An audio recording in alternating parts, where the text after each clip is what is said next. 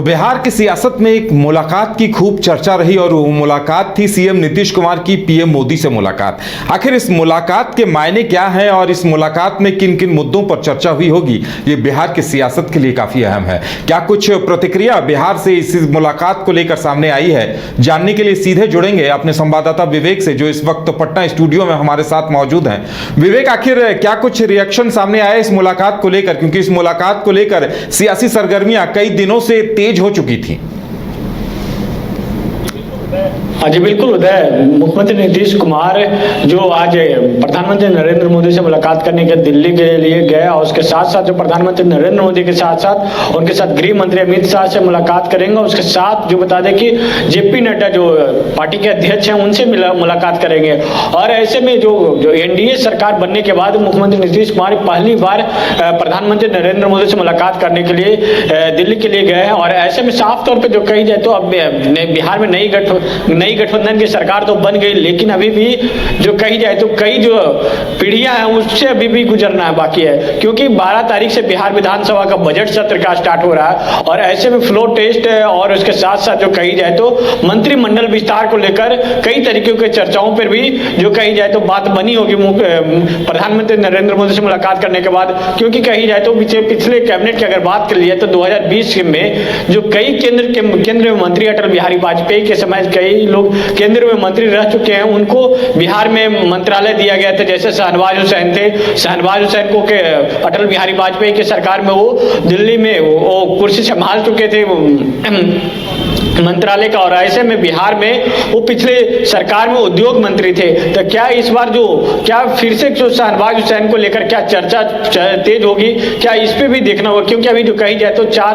8 ऐसे जो लोग हैं उनको ही मंत्रालय मिले हैं, जो 2 डिप्टी सीएम है, एक विजय सिन्हा, एक जो सम्राट चौधरी और ये उसके साथ साथ जो प्रेम कुमार हैं, और एक बात कर लिया तो श्रवण कुमार, ऐसे जो तमाम है उन्हीं लोगों को अभी जिम्मेदारी दी गई है कि जो अभी लोग आप लोग सारे कैबिनेट को देखना है कि जो जितने भी मंत्रालय सभी लोगों के आधा मंत्रालय दे दी गई है। लेकिन जो धीरे धीरे जो सारे लोग मंत्रालय तो संभाल रहे हैं, लेकिन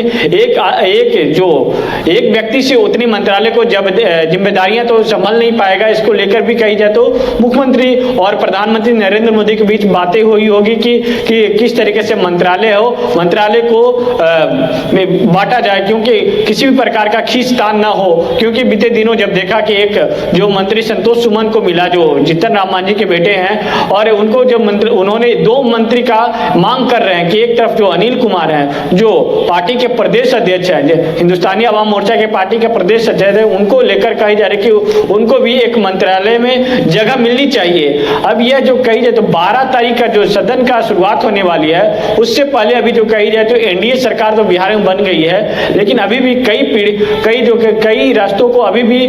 लांघ कर पार होना है कि सरकार को किस तरीके से बिहार में बहुमत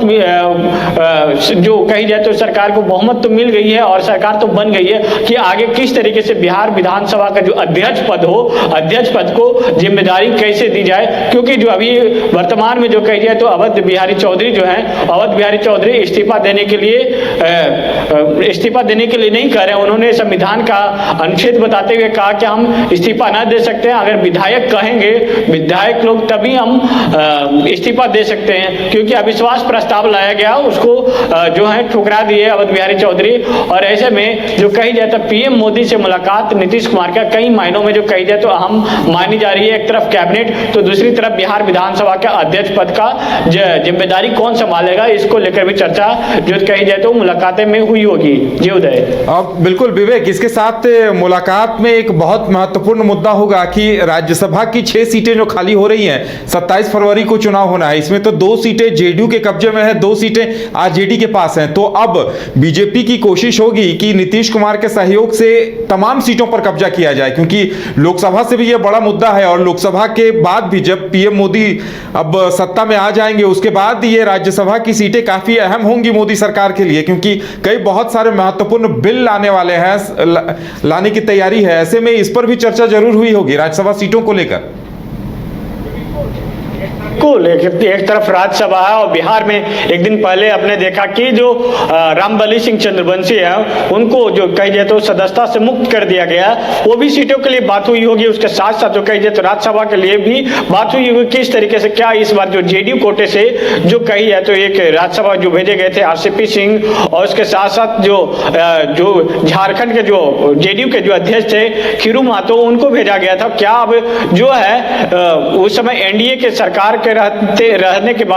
बावजूद इन दोनों को भेजा गया था, क्या नीतीश कुमार को पार्टी को क्या फिर से नरेंद्र मोदी विश्वास जताते हुए 2 से 3 सीट क्या देते हैं, यह भी देखना होगा। क्योंकि अगर बिहार की बात कर जाए, बिहार में जो बिहार विधान परिषद का 1 सीट जो खाली हुई है जो रामबली सिंह चंद्रवंशी का इस्तीफे के बाद, क्या अब उन सीटों पर भी क्या चर्चा हुई होगी, यह भी देखना होगा कि क्योंकि जो कही जाए तो ये कई मायनों में जो कही जाए तो मुलाकातें अहम मानी जा रही है। क्या कैबिनेट और बिहार विधानसभा का अध्यक्ष पद और बिहार विधानसभा का उपाध्यक्ष और इसके साथ साथ जो कही जाए तो विधान परिषद का जो सभापति कौन होगा, किनके दल से होंगे सभापति, इस सभी मुद्दे पे चर्चाएं जरूर हुई होगी। क्योंकि अब जो कही जाए तो नए सरकार की गठन तो हो गई और अब जो कही जाए तो एक तरफ लोकसभा चुनाव भी हुए हैं, लोकसभा चुनाव में किस तरीके से बहुमत लाया जाए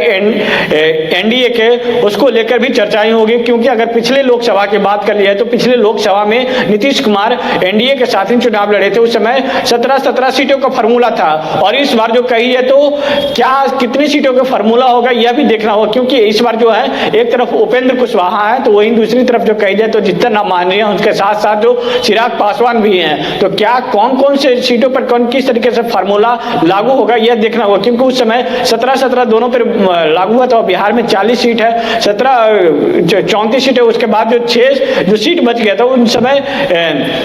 रामविलास पासवान की जो पार्टी था लोक जनशक्ति पार्टी उनको दे दिया गया था। लेकिन इस समय रामविलास पार्टी लोक जनशक्ति पार्टी वो भी 2 गुट में बटा हुआ और दोनों गुट जो है एनडीए के साथ में, तो इस बार क्या सीट का क्या तय हुआ होगा, यह सभी मुद्दों पे भी प्रधानमंत्री नरेंद्र मोदी और मुख्यमंत्री नीतीश कुमार के बीच वार्तालाप हुई होगी। जो उदय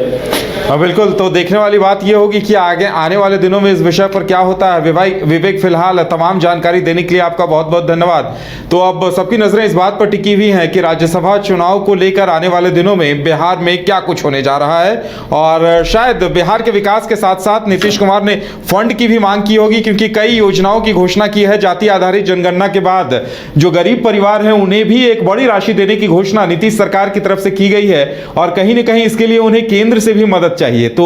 ऐसे में ये मुलाकात जरूरी थी और इस मुलाकात में कयास लगाए जा रहे हैं कि जरूर नीतीश कुमार ने अपनी आर्थिक मजबूरियां भी पीएम को गिनवाई होंगी।